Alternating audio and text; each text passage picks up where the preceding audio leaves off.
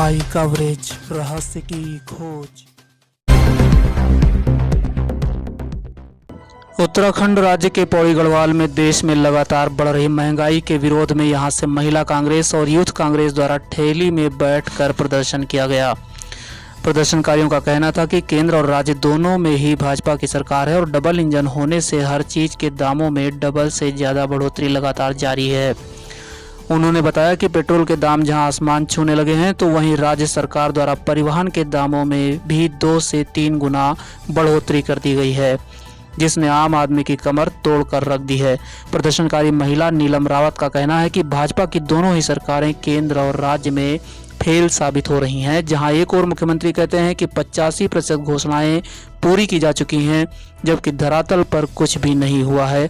जिस प्रकार ये हमारे देश में कोविड-19 की महामारी चल रही है, उसको देखते हुए हमने तो ये सोचा था सरकार शायद आम लोगों के लिए कोई आर्थिक सहायता रखेगी या उनकी किसी प्रकार से आर्थिक सहायता करेगी। पर जिस प्रकार मैं देख रहे हैं कि केंद्र सरकार, जबकि हमारे उत्तराखंड में डबल इंजन की सरकार है, तो यहाँ किराया भी वो डबल तरीके से ही बढ़ाया जा रहा है। वो किसी तरीके से भी आम जन को कोई सहायता प्रदान नहीं कर रही है।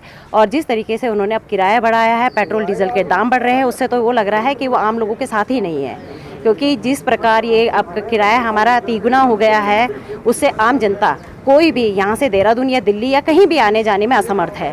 क्योंकि आपको पहले ही पता है कि सारे बेरोजगार हो चुके हैं, कोई भी यहाँ रोजगार के साधन नहीं है, तो रोजगार के लिए यहाँ से लोगों को बाहर ही जाना पड़ेगा। और इतना किराया बढ़ चुका है कि उनका आना जाना तो बहुत उसकी बात है। इस वजह से हमने आज ठेला प्रदर्शनी की है, ताकि लोगों थोड़ा जागरूक हो, सरकार की आंखें खुलें और वो देखें कि आम जन किस तरीके से यहाँ से देहरादून या दिल्ली जा सकती है। तो वहीं युवा प्रदर्शनकारी मोहित नेगी का कहना है कि एक और पूरा देश कोरोना संक्रमण से जूझ रहा है। इस समय आवश्यकता थी कि सरकार आर्थिक रूप से लोगों को मजबूत बनाए और बेरोजगार हुए नौजवानों के लिए रोजगार उत्पन्न करती, लेकिन इससे पलट राज्य सरकार ने लगातार आवश्यक वस्तुओं के दामों में बढ़ोतरी की, जिससे बेरोजगार युवकों को और ज़्यादा दिक्कतों का सामना करना पड़ रहा है। उन्होंने बताया कि इस रैली के माध्यम से उन्होंने केंद्र और राज्य सरकार को जगाने की कोशिश की है। वैश्विक महामारी कोविड-19 में जो सबसे ज़्यादा असर हुआ है वो आम लोगों पर हुआ है या बेरोजगार लोगों पर इसमें असर हुआ है, आर्थिकी पे असर पड़ा है।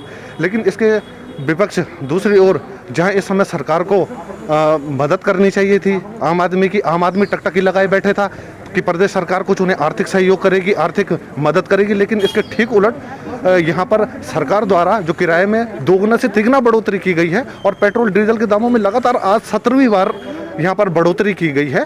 तो इससे कहीं ना कहीं आमजन त्रस्त हुआ है और जो यह दोहरा मापदंड सरकार ने अपनाया है वह कहीं ना कहीं गलत है। युवा कांग्रेस इसका पूर्ण रूप से विरोध करती है।